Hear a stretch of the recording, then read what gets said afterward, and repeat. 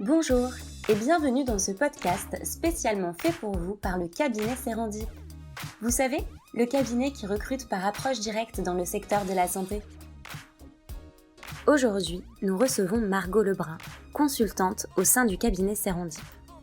Dans ce podcast, elle aborde le sujet des biais qui peuvent survenir lors d'un entretien de recrutement.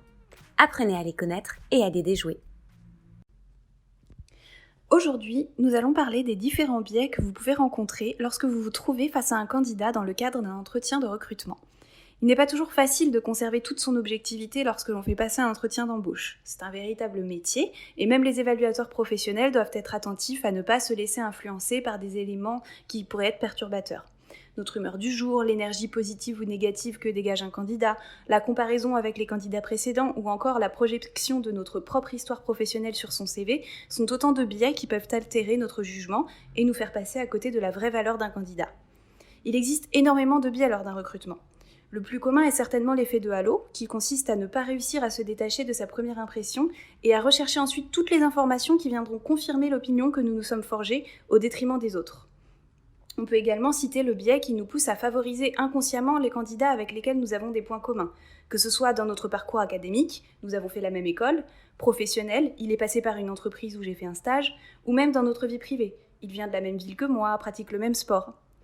L'extraordinarité est également très intéressant. C'est une situation qui va nous pousser à valoriser un candidat qui présente une caractéristique extraordinaire et impressionnante, mais sans lien particulier avec le poste. Par exemple, un très bon temps au marathon ou la connaissance d'une langue rare.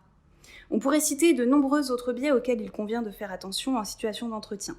Je trouve personnellement qu'il faut voir au-delà du moment même de l'entretien et rester attentif tout au long du process.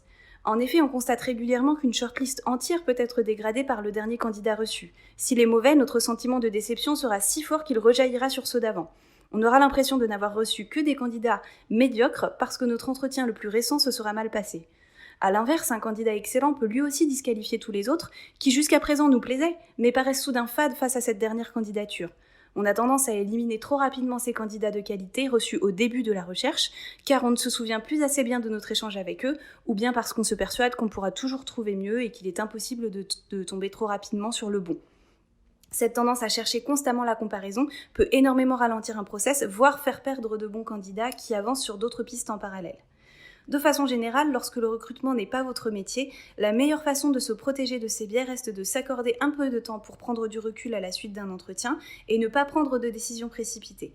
Croiser les opinions des différents intervieweurs impliqués dans le process permet également d'apporter plus d'objectivité.